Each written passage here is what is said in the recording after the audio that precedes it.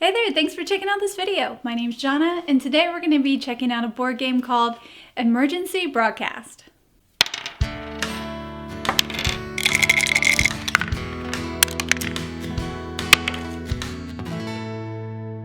Emergency Broadcast was published by Bicycle Games. It's designed by Charlie Hoops. It's recommended for ages 10 and up. It's designed for 2 to 4 players, and it plays in about 30 minutes. And this copy was kindly gifted to me by the designer. In this tile placement game, you are going to be rescuing people from flooding waters that are creeping up into the city. The placement of the tiles will allow you to score objective cards that you get at the start of each round. There's 3 rounds in total, and as the game progresses, it gets harder and harder to place your tiles as the floodwaters rise. For the first round, everyone's going to start with 6 tiles and 2 objective cards. For tile placement, the tiles can be played anywhere on the board as long as they're adjacent to a resource already on the board. You can't build unevenly, but you can place tiles on top of one another, and you can also score tiles that are on uneven layers. It doesn't really matter what level, as long as you can see the resource, you can score it for your objective card. Your tile placement can either be a tile from your hand or a tile that you exchange for a half tile on the table. After you've placed your tile, you do have the option to exchange a tile that's still in your tray for a new one. You can also score an objective card. The objective cards allow you to score for having maybe a large group of one resource, and you get a point for each resource in that group, or for having pairs of a certain 2 resources. And you can place the Meeple First Responder Rescuer onto the tile you just placed. The First Responder Meeple ensures that the next player cannot cover up the resource that you just played onto the board. Once all the players have played all but one tile, the round will be over, and we'll do end of round scoring. If you kept both your objective cards for the end, you get 2 extra bonus points. For round 2, everyone's going to get 5 new tiles, 2 new objective cards, and tile placement says that you can only play on other tiles that are already existing on the board. You can't place tiles on the actual board anymore.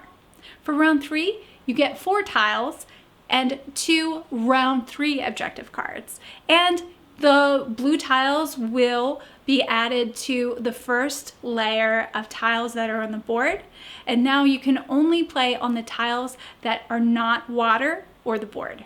In the final round, when there is only 1 tile left in everyone's tray, the game will be over. You're going to score your final points for the last round, and then you're going to add up all your points, and whoever has the most is the winner.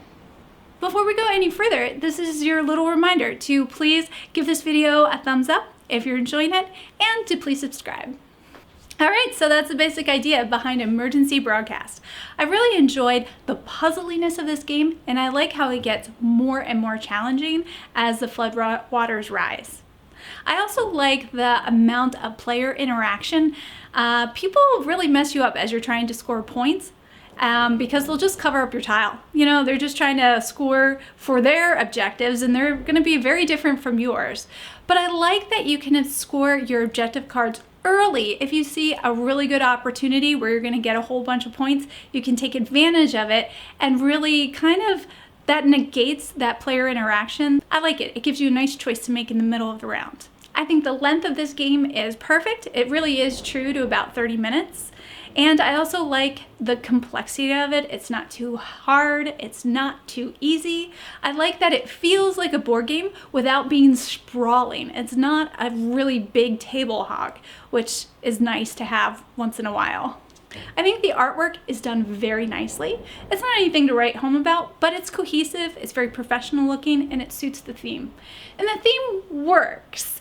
I like the idea of the water rising. It works with the challenge of the tile placement. A couple things that didn't work for me was some of the production choices. For example, the tiles are all very thin, cheap plastic, which reminds me of domino tiles that I had when I was a kid.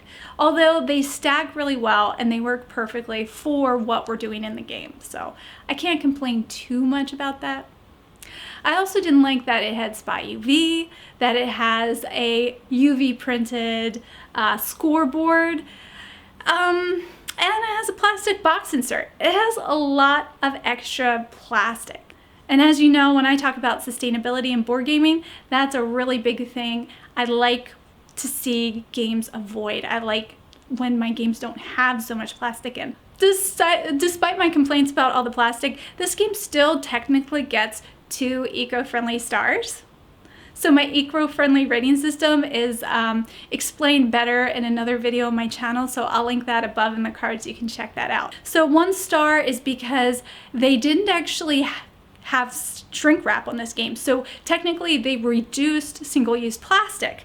However, because of the spot UV printing, which is a plastic additive adding to the printing process, which results in a microplastic, it kind of defeats the purpose of reducing that single-use plastic because they added it as decor on the box. The second eco-friendly star is because Bicycle, which is owned by Cartamundi, has a sustainability statement. They talk about, reducing the carbon footprint of their manufacturing process. They talk about, having several facilities so that distribution has shorter distances to their customers. They talk about reducing plastic. They talk about encouraging their employees to be more eco-friendly. They talk about a lot of stuff. Unfortunately, emergency broadcast doesn't really represent that sustainability statement. So I just want to clarify that I think that the sustainability statement from Cartamundi is outstanding. It's very detailed, explaining how they really are reducing the carbon footprint. They're using greener energy wherever they can. They're transitioning into more and more greener energy. They're using FFC wood. They're encouraging their employees to ride bikes and use public transport over driving personal cars. A lot of really good stuff. However, this is talking about these things happening in France. But this board game was manufactured in China. So what I'd like to know is, what type of wood did the Chinese manufacturer use? And how else is this board game related to this phenomenal sustainability statement? If anyone from Bicycle or Cartamundi could reach out to me and let me know how these two things are related, I'd love to learn more. I didn't hear back from Bicycle. I reached out to them, but they never got back to me. So if they do, I'll update you on what's going on there. But from what I can tell, there isn't very much sustainability in the production of their more recent board games. However, the good news is that it's a great game. I've been taking it with me to board game nights, to family and friends' houses, and it's been a hit with everyone. It's kind of like a Goldilocks game for me. It's not too long, not too short, not too simple, not too complicated. It's just perfect, and we've been playing it all the time, and I like it. So it's really great. I'm gonna give it 5 pips out of 6. Now this game is really under the radar. I don't think many people are talking about it, and that's partly because it's been under promoted by the publisher for some reason. If you want a copy of Emergency Broadcast, you're not going to be able to find it on any of Bicycle's websites. They either say sold out or they're not even listed. It's not even listed on their main Bicycle website. The reason for this is a real mystery, and it's super disappointing because it's a great game, and I hate to think that there's just a bunch of copies of it sitting in a warehouse somewhere. I would recommend, though, checking out your friendly local game store. Ask them if they can get a copy of this game. It's likely they will, but you may have to ask them to look into it for you. And I would recommend that you do. It's a great family weight game that's really been underappreciated. When it comes to sustainability, products just sitting in a warehouse not being used is probably the worst possible option. So I really hope that people seek out this game and get it to the table so it can be enjoyed. Thank you for watching this review of Emergency Broadcast. I hope you guys have a great day, and I'll see you in the next one.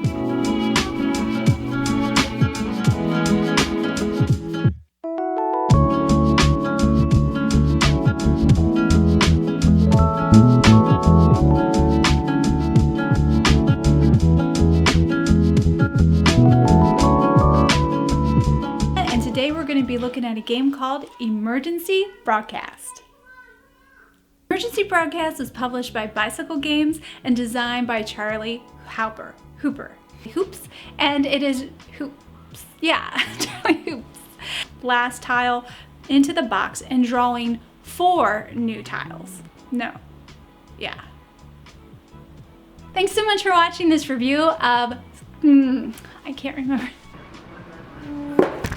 Oh, careful. You all right? That seems very, which would be like even more which is the most wasteful thing I can think of.